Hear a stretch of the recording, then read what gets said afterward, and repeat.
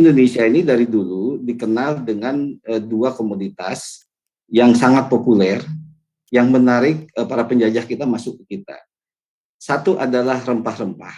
Jadi semua rempah itu ada di Indonesia, gitu kan. Kedua adalah buah, buah Nusantara, buah tropikal. Buah tropikal itu tidak banyak dimiliki negara-negara lain. Teknologi di Indonesia pun sangat banyak, tapi pengembangannya yang kurang. Misalnya bagaimana kita bisa menciptakan buah yang musimnya bisa setiap saat. Sekarang sudah dimulai misalnya seperti lengkeng. Lengkeng sudah bisa dipanen tiap hari. Kenapa rambutan nggak bisa? Duren, ucok duren udah bisa panen tiap hari, ada terus duren gitu kan. Itu. Kalau dulu orang jualan duren, kalau lagi nggak musim kan nggak ada jualan duren, diganti dukuh gitu kan. Itu. Sekarang setiap hari bisa di Medan kita mendapatkan durian. Artinya ternyata durian ini bisa didesain panennya dengan teknologi gitu kan, sehingga tiap hari gitu kan. Nah begitu pula di komoditas buah lainnya, salak misalnya, kemudian mangga sampai mangga gincu gitu kan, mangga lain-lain. Nah tapi kita ini tidak bisa menyiapkan secara sustain, berkelanjutan.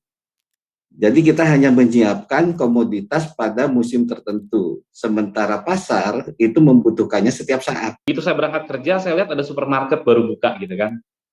Saya lihat apa ya ini yang bisa saya masuk ke supermarket itu, awalnya seperti itu, lagi jalan ke kantor. Sampai kantor saya baca-baca tentang pertanian, ternyata kok menarik gitu ya. Pulang dari kantor, saya pulang ke rumah, langsung saya ke Keramat Jati waktu. Saya Keramat Jati, saya list harga-harga beberapa komoditas, kemudian saya masuk ke supermarket, saya list beberapa komoditas, ternyata gap harganya, oh lumayan ya, saya pikir gitu kan.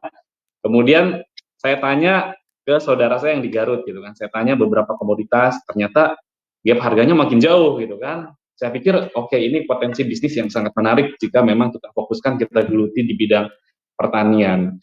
Jadi awal mulanya dari situ, saya melihat potensi itu, saya putuskan saya harus fokus kalau mau terjun pertanian.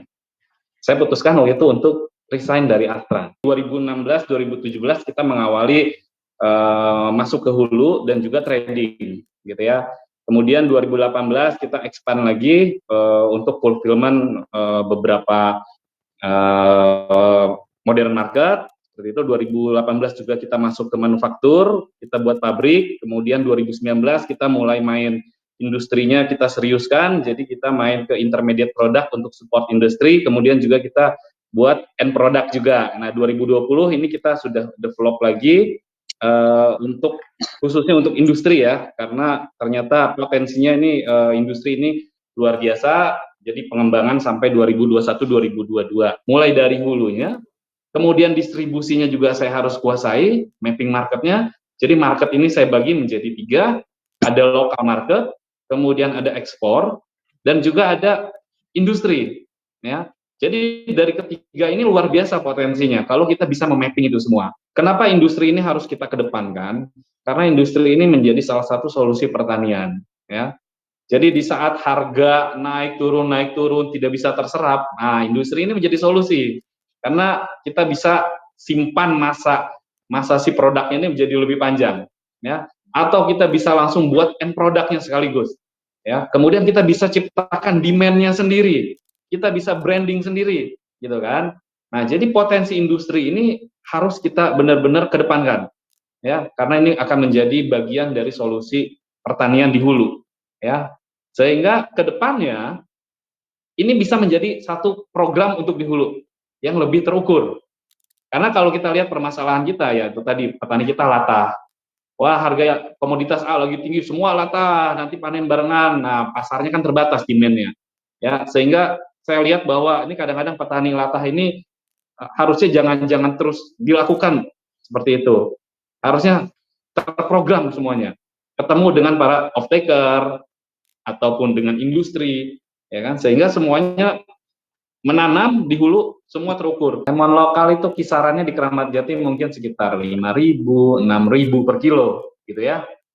Tapi begitu kita olah, ya, jadi katakan intermediate product. Ini saya katakan harga real aja ya.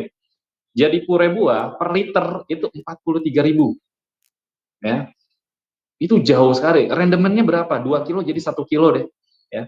2 kilo jadi 1 kilo. Anggap tadi 6.000, 12.000, tapi jadi 43.000. Gitu kan. Itu untuk jadi intermediate product pure gitu kan ya. Tentunya nanti ada add cost tambahan, transportasi, material, segala macam. Itu marginnya masih sangat-sangat besar, gitu kan. Apalagi sampai dengan jadi end product, ya. Jadi end product juga luar biasa, gitu. Jadi botol 500 mili aja lemon itu umum ada yang jual 100.000, 90.000, 80.000, 70.000, ya macam-macam itu harganya. Ya, jadi kalau kita berbicara industri, added value-nya itu luar biasa. Memang tidak semua orang bisa menangani semua lini secara sendiri. Jadi dengan kolaborasi tadi, yang di bagian produksi budidaya fokus menciptakan satu kualitas hasil budidaya terbaik, gitu kan? Jangan sampai nanti ke sawahnya ditinggalin, dia nyari pasar ininya, gitu kan itu. Nah akhirnya budidayanya terbengkalai. Nah yang di tengah ini yang intermediate industrinya seperti Mas Rio ini adalah menjamin penyerapan dan pasar. Ekosistem lainnya adalah community. Sekarang bagaimana kita punya konsumen community base. Ini menjadi captive market kita. Nah, community-nya harus kita kembangkan. Baru ada supporting di sana. Supportingnya siapa? Akses perbankan, akses pendanaan, gitu kan? Atau akses-akses lain yang bisa kita dorong.